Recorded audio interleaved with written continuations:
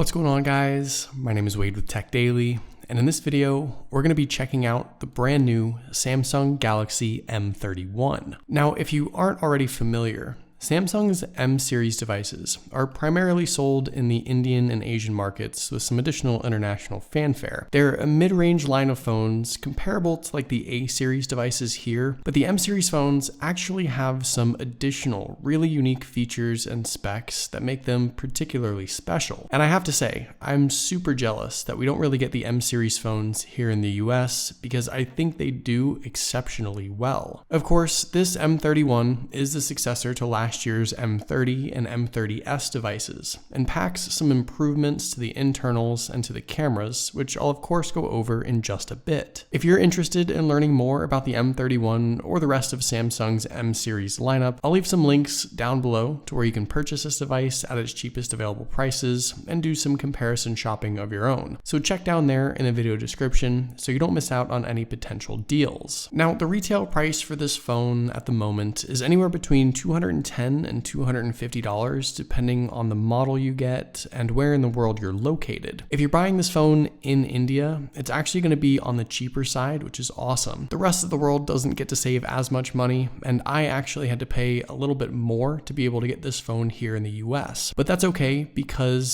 still at well under $300, I think this phone offers a significant amount of value for what you get. So enough talking, let's get right into the unboxing here, and you can see that the package looks pretty familiar to most of Samsung's other mid-range and budget device boxes. Sliding off the lid, the first thing we get is the new M31 itself. I ended up getting it in black, but you can also get this phone in blue if you'd like. We'll set it down for just a second and see what else comes inside the box. Inside, there's also two additional accessories here, a USB-A to USB-C cable for charging, and the 15-watt fast charging wall plug. This is the international version of it, and while I'm a little disappointed we didn't end up getting the super fast charger this time around, with how massive of a battery this thing has, charging really isn't much of a concern in all honesty. Inside the lid of the box, there's one more package to inspect, and inside here is just a stack of paperwork and legal info. Unfortunately, there's no included case as far as I'm aware, which is a bit of a shame. So we'll peel off this hideous sticker from the back and turn the phone on,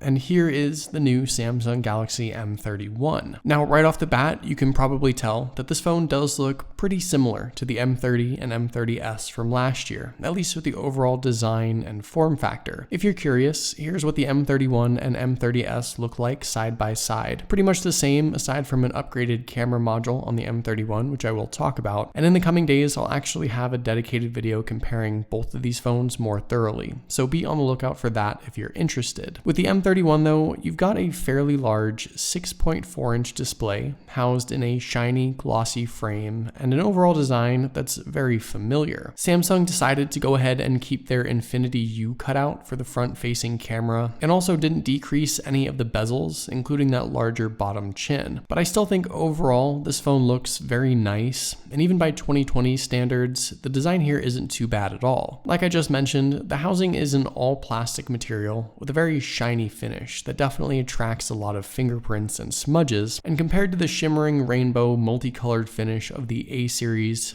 the M31 doesn't quite have that flashy of a look, which I think some people might like. And you also don't get any sort of polished accents or subtle designs. In the hand, the phone has some weight to it, and it's a bit thicker than average too, mainly because of the massive battery inside. And all in all, while it is just a plastic phone, it still feels nice, and I always like what Samsung does to convey that feeling of quality, even with their most inexpensive devices. Taking a look around the rest of the phone, there's really no surprises here. On the left, you got your SIM and SD card tray. On the right, you'll find your power and volume buttons in a familiar place. And underneath, there's a headphone jack, which is nice to see, the charging port, and one single speaker. Around back, we've got that crazy 64 megapixel camera setup, which I'll talk about in a moment. And that's also one of the reasons why Samsung dubbed this phone the Mega Monster. You've also got that rear fingerprint sensor around back as well. And as far as I'm aware, Samsung didn't change anything here. It's still the same fairly quick, old-fashioned fingerprint reader that we saw on the M30. Personally, I do like this setup over an in-display fingerprint reader anyway. I think it's more consistent consistent, and I'm happy that Samsung kept it on the M31. The large 6.4-inch display on the M31 is a Super AMOLED panel with a resolution of 2340 by 1080, packing around 411 pixels per inch. Now, for those of you hoping for a screen upgrade with this device, the only thing we're getting is the Gorilla Glass 3 distinction now, but besides that, I do believe this is the same AMOLED panel we've had from the M30 and M30s, and some of the A-series phones as well. Either way, I think Samsung does an amazing job with the displays on their budget and mid-range phones. You guys know how much I love the screens on the A-series devices, and that carries right over to the M-series as well. This is a screen that's bold, bright, and crisp,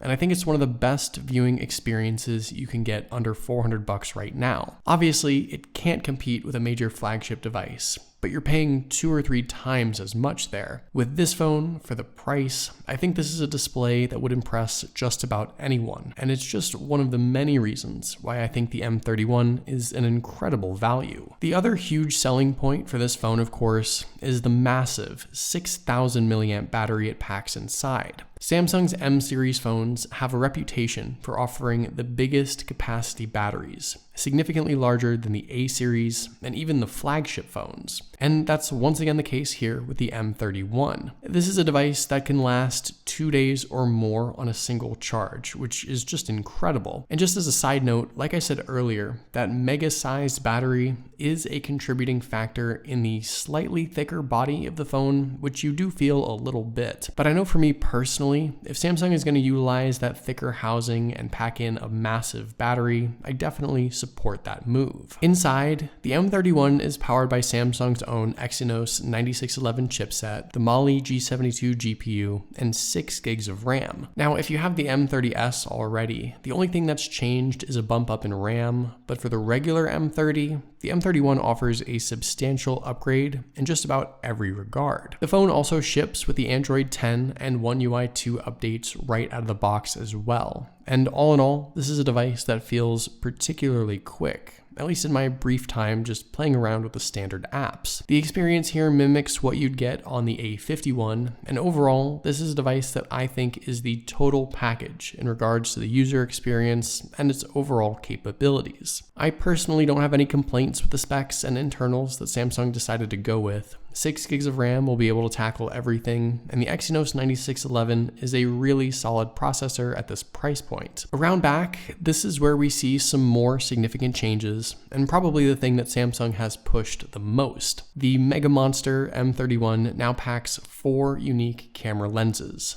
A brand new 64 megapixel f1.8 main shooter, an 8 megapixel ultra wide lens, a 5 megapixel depth sensor for shallow depth of field live focus photography, and the new 5 megapixel macro lens from the A51 and A71 phones. You guys already know that for me personally, the macro lens just isn't too useful. If you really need to get up close and personal with something to take a picture, I guess it's sort of handy, and I appreciate Samsung's efforts in offering something unique, but it's just not something I find necessary. The rest of the camera setup though really packs a punch, and that even includes the new front-facing selfie camera as well. We've got a big upgrade here with a 32 megapixel f2.0 aperture camera that can shoot 4K video, which is awesome. Altogether, I think this phone is probably one of the most well-equipped at this price point in regards to its picture and video capabilities. Now, full disclosure, I did already have the chance to grab a bunch of picture and video samples a number of days ago, and I have to say I was blown away. I'm gonna have a separate video with some side-by-side comparisons against the M30s,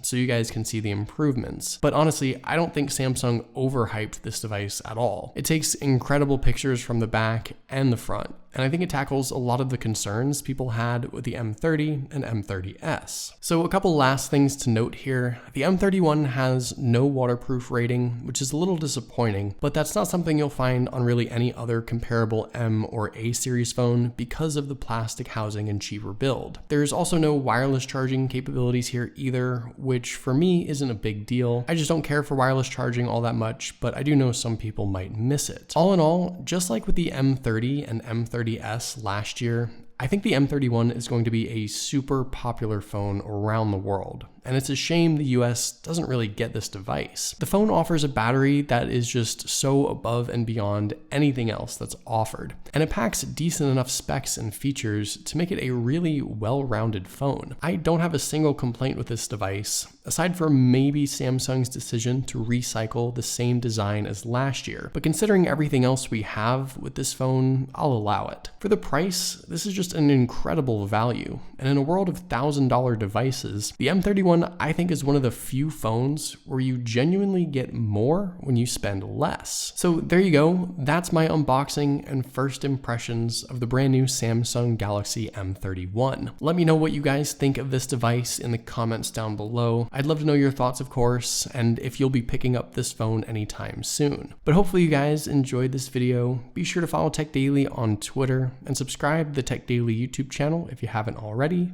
and I'll see you guys later.